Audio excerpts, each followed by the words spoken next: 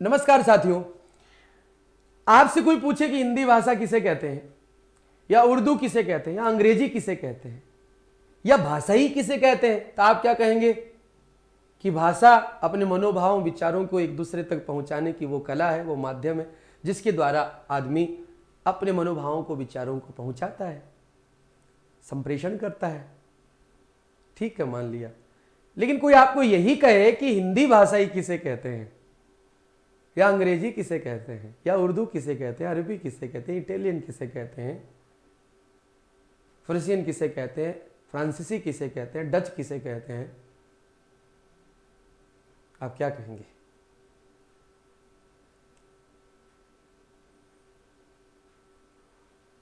सोचिए।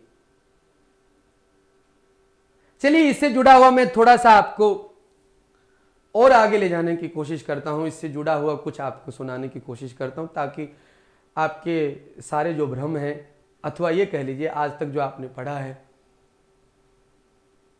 उसको आप खुद ही ये कह देंगे कि यार ये तो गलत है, अपने पढ़े हुए को खुद ही गलत ठहरा देंगे। ये पक्की बात है। मान लीजिए कि आप यहां से चल रहे हैं या मैं ये कह दूं कि ये कमरा एयर कंडीशन है। अब आप देखिए कि इधर तो लग रहा है यह बीच में है एयर कंडीशन और वो अंत में जाकर के लगा हुआ है। मैं क्या बोल रहा हूं? क्या मैं अंग्रेजी बोल रहा हूं या मैंने हिंदी बोला? जो सारी सूचना दे रहा है वो इंग्लिश के दो वर्ड है, एयर कंडीशन, लेकिन इधर यह लगा हुआ है, लास्ट में है लगा हुआ। आप रस्ते रस्ते जा रहे हैं, एक बैनर लगा हुआ, उस बैनर पे लिखा हुआ है KUCH कुछ कुछ होता है। तो वो अंग्रेजी है या वो हिंदी है? तो इतना तो आपको मालूम हो ही गया कि स्क्रिप्ट जो होती है वो लैंग्वेज नहीं होती, वो भाषा नहीं होती है। चलिए मैं आपको एक छोटा सा जुमला सुनाता हूं। यूं कह लीजिए, आपको एक छोटा सा 4 लाइनों का एक गद्यांश कह लीजिए या 4 लाइनों की एक कहानी नुमा कुछ सुनाता हूं आपको। इसमें आप पाएंगे कि हम क्या बोलते हैं और हमें पता नहीं है कि हम क्या बोल रहे हैं और कितनी भाषाओं को बोल रहे हैं।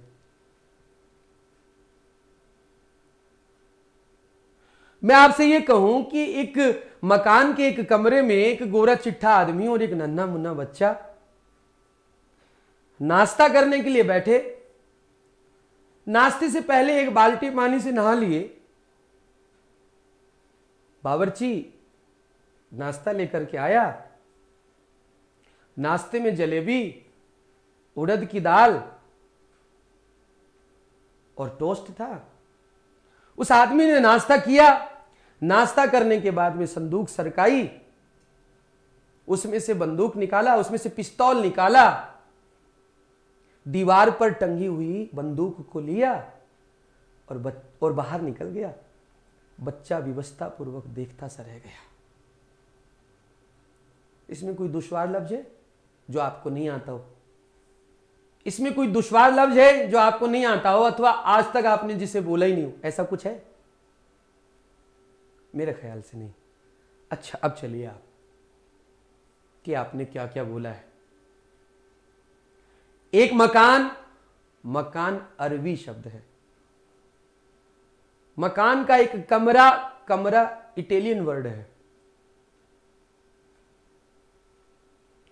एक गोरा चिट्ठा आदमी, चिट्ठा पंजाबी है, आदमी फारसी है।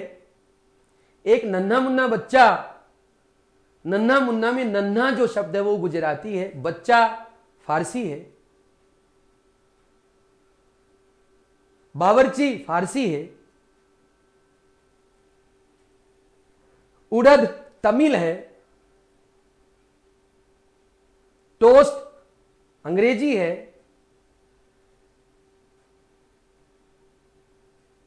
जलेबी अरबी है। संदूक टर्किश है। बाल्टी पुर्तगाली है।